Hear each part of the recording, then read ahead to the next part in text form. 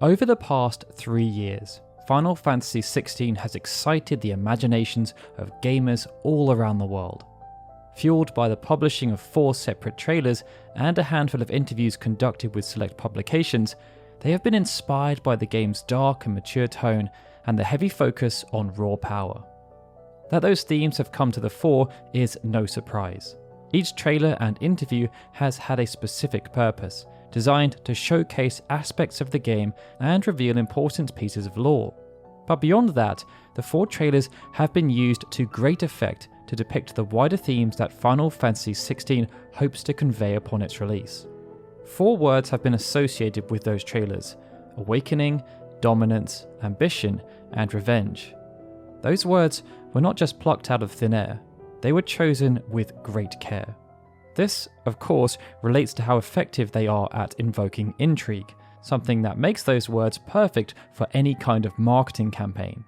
But those 4 words also have a great deal of significance to Final Fantasy XVI as a whole.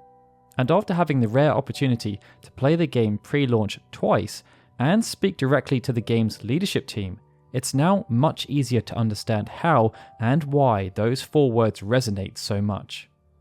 Now, it should be stressed that even though the game has gone gold, the build showcased at the most recent play session was modified for those in attendance. And even though the story we saw was unfiltered, this extended preview will not reveal or spoil any major story moments. We will also be using footage that was provided to us by Square Enix, as opposed to footage that we captured ourselves. So with that in mind, let's take a closer look at how Final Fantasy XVI is shaping up. And hopefully, by the end, this extensive rundown will help you to better decide if this is the right game for you. When Final Fantasy XVI was revealed to the world back in 2020, awakening was a very apt word to accompany the 4-minute-long trailer. For years, fans have been wondering when Square Enix would showcase the next major installment in the franchise, with expectations heightened due to the ongoing success of Final Fantasy XIV and the positive response to the Final Fantasy VII Remake. It's why Final Fantasy XVI no doubt took center stage at the PlayStation 5 showcase, as Sony wanted to capitalize on the renewed interest towards Final Fantasy as a brand. What was shown left large portions of the fanbase with a newfound sense of excitement and anticipation, awakening their enthusiasm for the upcoming release. With each new trailer, that notion was built upon. Piecing things together, we started to learn more about the characters who will be central to the plot, as well as some of the game's wider themes. And one of those themes will relate to that sense of awakening, something that was spelt out in the most unsubtle of ways, as it was made clear that someone would awaken as a second icon of fire, and that this would be an unprecedented occurrence. Within the opening hours of Final Fantasy XVI, this notion is played on. You will be introduced to numerous characters within the Kingdom of Rosaria. Each has a different station in life, but many end up going through some kind of awakening as they attempt to adjust and deal with the cruel hand that fate has dealt them. Based on this, those who are familiar with the works of Yasumi Matsuno will feel right at home. There are some distinct parallels between the introductory passage of Final Fantasy XVI and the introductory passage of Final Fantasy Tactics. And this should come as no surprise. After all, the scenario has been written out in meticulous fashion by Kazutoyo Maehiro, one of Matsuno's closest disciples. Having joined Square to work on Final Fantasy Tactics, Maehiro was assigned to the planning team. Here, he would oversee the interactive sound novels. They were used as a way of helping to add flavour to the world of Ivalice, as opposed to having a direct impact on the core narrative. And they would end up being just one small part of why Tactics became beloved, in Japan at least, as they were never localised into English due to restraints around time and resources. Maehiro would then continue to work with Matsuno for many years, being involved with Vagrant Story, Tactics Advance, and Final Fantasy XII. And during this time, he gained an appreciation for not just the types of stories that Matsuno liked to tell, but also how he was able to deliver them in such an effective manner. Following the departure of Matsuno from Square Enix, Maehiro would subsequently team up with Hiroshi Takai to create The Last Remnant. From there, Maehiro joined the Final Fantasy XIV team as part of the task force assembled to try and turn around the game's fortunes. His initial role was within the UI department, but that would only be a temporary assignment as my hero was installed as the main scenario writer. This was a purposeful decision. Naoki Yoshida, who was in charge of the task force, would later say that his objective was to call forth the soul of Matsuno.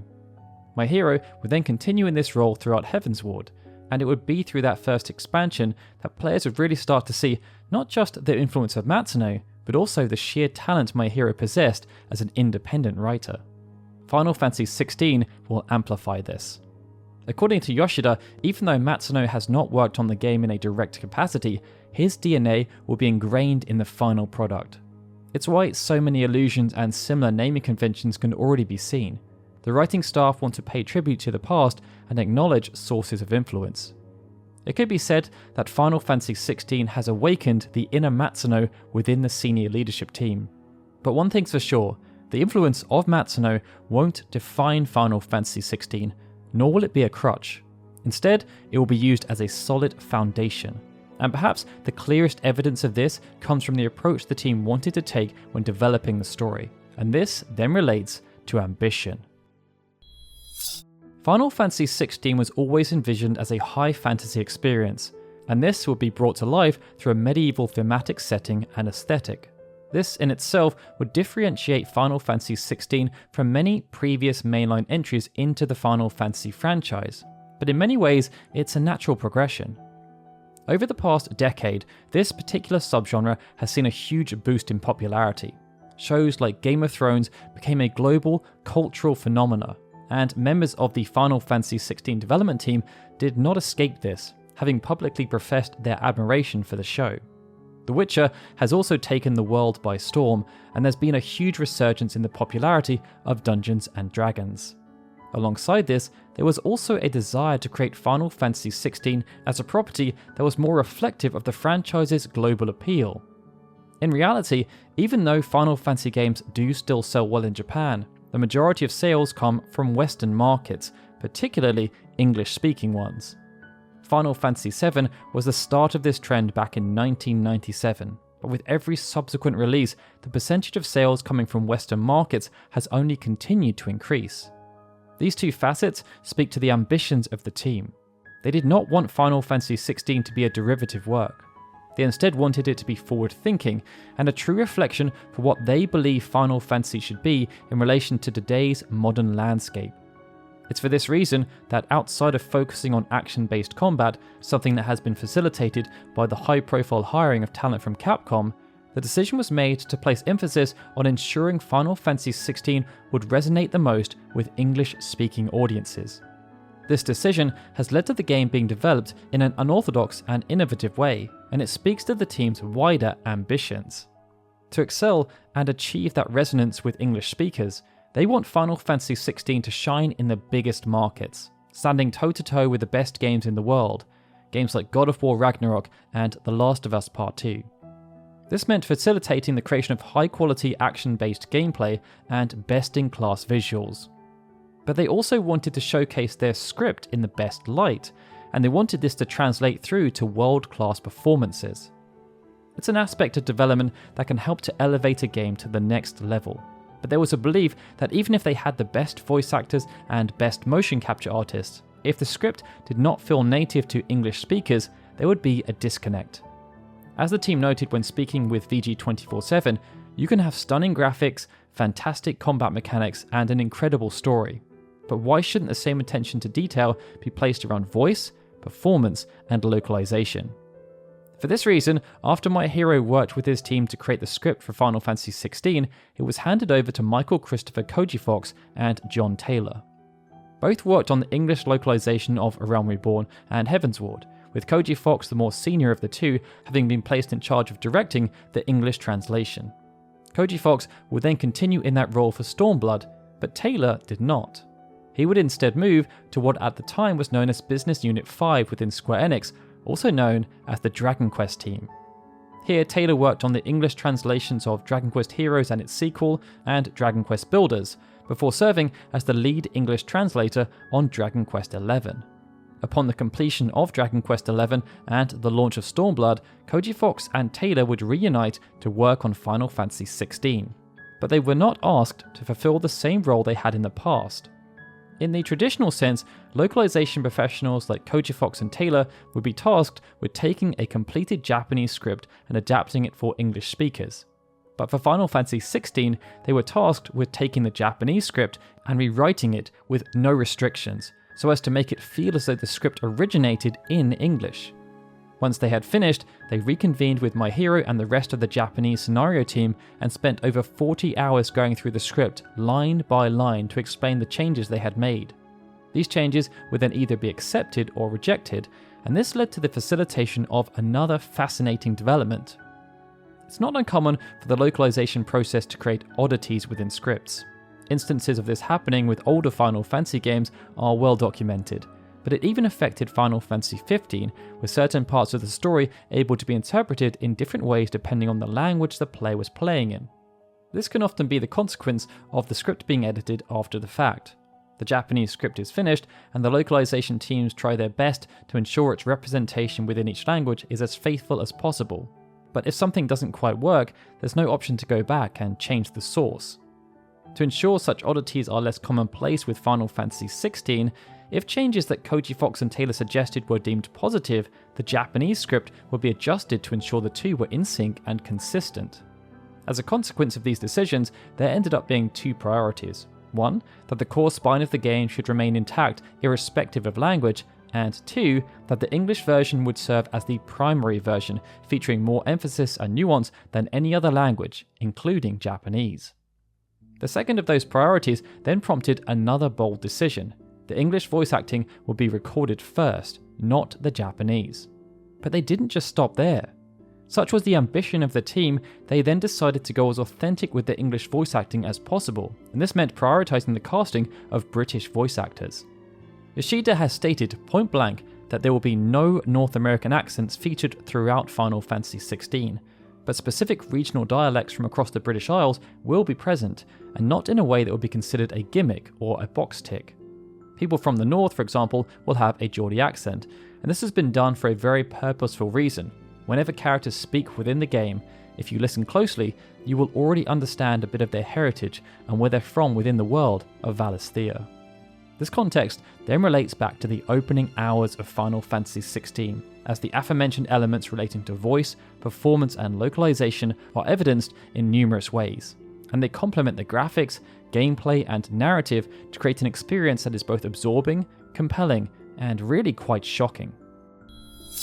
Final Fantasy XVI opens up with style and substance, and what's perhaps most impressive is that even though it does hit the player with a ton of stimulus, none of it feels overwhelming. In fact, it's quite the opposite. And this is because each aspect can be enjoyed on multiple levels, and it's down to the player to establish how deep they want to go. Gameplay combinations, for example, can be simple, but they can also be complex, and the story has a general flow, but also copious layers of subtext. What's fascinating about this is that irrespective of how many layers get peeled away, the game's introductory hours are engrossing. Players will be enthused by the gameplay challenges they are required to overcome, and then shocked by the twists and turns of the narrative as well as the brutal nature of things. Now, much has already been said on the gameplay front. Clive will have access to a plethora of abilities as the game builds out, and the game's opening hours are focused on teaching the fundamentals. This will kick off with a tutorial against Rodney Murdoch, a valiant soldier within the ranks of the Rosarian military. And with the basics mastered, Clive will then be sent on a small mission to investigate a local disturbance. This mission will test Clive's skills and by proxy, the players. But what's perhaps the most interesting and impressive aspect relating to this chain of events is how well the gameplay tutorials have been woven into the narrative. They aren't just throwaway occurrences designed to teach the player important skills, they have instead been installed as specific narrative events that have weight and meaning behind them. The duel between Clive and Rodney and his subsequent victory serve as an important milestone in their relationship, but it's also heralded as a landmark event within the duchy itself. Because of this, after the tutorial concludes, this means Clive's victory lingers in the memory. NPCs reference what happened as you walk around the Bailey, and as Joshua and Jill were there to witness Clive's impressive victory, it provides an opportunity to better understand the relationships that exist between the numerous characters who were brought to the stage. Later, when Clive is sent to investigate the local disturbance, the player therefore understands why such a mundane mission holds great importance to not just Clive, but also his father Elwyn and Rodney. Both the combat tutorial and the investigation are also used as a way of highlighting the discourse that exists within the royal family, discourse that Duchess Annabella, Clive's mother, appears to be the root cause of. What's impressive is how well these elements blend together. Even though we only receive a glimpse at the relationships that exist amongst the game's higher class citizens, when layered with the wider world building, they help to make Rosaria feel alive, and perhaps much bigger than it actually is. You will meet numerous NPCs as you walk around the castle dwelling, and although they may not have unique names, they do have unique character models and characteristics. This was emphasised by a specific scene that took place at the Phoenix Gate, a small military outpost found not too far from Rosalith Castle. We don't have specific footage to show, but please indulge as we describe the sequence. As the evening drew to a close, Sir Wade, an NPC who accompanied Clive on the aforementioned mundane mission, roused a small retinue of Rosarian troops who had travelled alongside Archduke Elwyn and his son Joshua. Wade regaled tales of the trials they had faced earlier in the day, placing specific emphasis on their skirmish with a Morbol, aggrandizing the exploits of Clive. As the camera panned around to show how the troops reacted to these stories, there was a genuine sense of pride and camaraderie. They even sang a song that's sure to live long in the memory. But what made this scene complete was that none of the soldiers felt like typical NPCs. Each had a specific design. Care and attention was placed on their armour and general physical appearance, and the scenes in which they featured were purposeful, especially based on what would follow. For anyone who places narrative on a high pedestal, things like this are a dream, and the inclusion of something called active time lore only serves to elevate this notion. During any cutscene, it's possible to enable active time lore. This will give access to important lore information based around who or what is the focal point of that specific scene. What you're seeing right now is what active time lore will show during that mundane mission. The mission takes place within the Stillwind Marsh. You're there to investigate the sighting of goblins, and you're accompanied by Sir Wade and Sir Tyler. By diving deeper, we can learn that the Stillwind Marsh is a swampland that lies to the northeast of Rosalith Castle. It used to be a location of a small village, but the settlement was deserted following the spread of the Blight.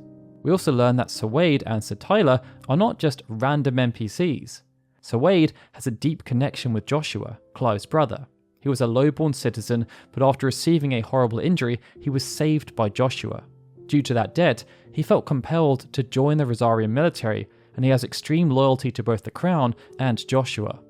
Sir Tyler, on the other hand, is the son of a noble family. His father was a proud military man who once served as the right hand of the Lord Commander. Now, as much as these lore details are fantastic, there will be nothing without stellar performances and voice work. And much like other elements we've discussed, what helps these aspects to shine is that masterful subtleties are combined with a bluntness that feels raw and guttural. You can tell, without Duchess Annabella even saying a word, that she despises Clive.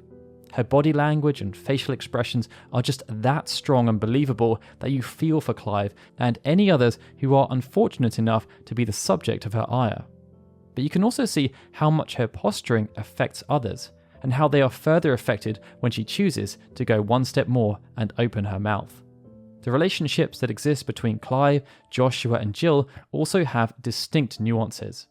On paper, they are close family relatives, with Jill having been integrated into the fold as part of a pact with the Northmen. But you can also see how much reverence they have for each other, and how and why that reverence exists. Perhaps one scene that epitomized this more than others was Clive's interaction with a branded slave who had dropped an apple. His master admonished the mistake, not least because it was made in front of someone of such high standing within the kingdom. But Clive was forgiving, and time was taken to show Jill's response to Clive's decision, perhaps as a way of helping to explain the bond that will surely grow between the pair. These performances, which have only been made possible through intricate motion capture, are then complemented by excellent voice work. One of the opening scenes in Final Fantasy XVI was plucked straight from the Awakening trailer, and it serves as the perfect case study. It showed Clive being mesmerized by a campfire, while an upcoming mission relating to the capture of Shiva's dominant was reiterated. When this scene was shown off over 2.5 years ago, there was limited context. This limited context related to the scene's role within the story, but also the bits of lore that were hidden in plain sight. We now know, for example, that this group, according to the active time lore, are affectionately known as the Bastards. They are trained assassins operating under the banner of the Holy Empire of Sanbreque, and the brands on their faces denote each member's position as a slave. They are not willing participants. By comparing the original showing of this scene to what was displayed within both the recent State of Play broadcast and also within the tailored demo that we played, you can see the huge strides that have been taken. There are significant changes to the visual style and animations, and this relates to the way the characters move, but also their facial expressions. But what's intriguing is that the voice work has also been overhauled, and this shows the importance placed around this particular aspect of presentation. That importance is perhaps because it houses interesting elements of lore. Earlier, we spoke about the incredible focus that's been placed on voice casting. As slaves and vagabonds, the Bastards have been pulled together from all over Valisthea, and if you listen closely, you will notice that this clue is offered by each member of the Bastards being given a distinct accent. This aspect of storytelling is seldom used within video games, and the attention to detail here is nothing short of incredible. The voice performances themselves have been crafted over years in meticulous fashion. You can tell that blood, sweat and tears have been poured into every single line. We got to witness numerous sequences between Clive, voiced by Ben Starr, and Joshua, voiced by Logan Hannan. And as the prologue story arc comes to a shocking and altogether brutal conclusion, you feel the weight of the situation, not just through striking visual assets, but through the voice acting. You get to see every single aspect of presentation come together in a comprehensive and meaningful way, and it will be interesting to see whether or not these components will continue to blossom within the full game. As of right now, Final Fantasy XVI is scheduled to release within a month, but Square Enix has promised to make sure the path to launch is action-packed. On the 11th of June, this will see a pre-launch celebration taking place in Los Angeles. It's unclear at this point what the event will contain, but it will be live streamed so that those unable to attend will still be able to enjoy some of the festivities. 2 short weeks later, Final Fantasy XVI will be in our collective hands. What awaits is the promise of a Final Fantasy game that's unlike anything we've ever seen before. Its ambition is to revolutionize the franchise, attracting new audiences in a way that's not been seen since the likes of Final Fantasy VII. It's unclear whether that ambition will be met, as there are plenty of barriers that need to be broken down, but based on what was shown within the first few hours of the game, there's real potential there, and we can only hope that the rest of the game exudes the same level of quality. Thanks for watching, everyone. If you enjoyed this video, please be sure to subscribe to the channel. Over the coming weeks and months, we have plenty of Final Fantasy XVI content planned, and we look forward to sharing the experience with as many of you as possible. If there's something specific you'd like to see us cover, please do let us know in the comments. And we'd also love to hear how many of you have pre-ordered the game and are counting down the days until release. Alright everyone, with that, this is Daryl signing out. As always, I'd like to give a big thank you to all of our Patreon and YouTube members and supporters, especially Benjamin Snow, The Livestream, Elsa Claire Farron, Galcian Dikajata, Gregory, Justin Dent, and Zukan TDK, who are super special Onion Eye supporters, and of course, a big thank you to everyone for watching this video. I'll see you all again soon for more Final Fantasy goodness.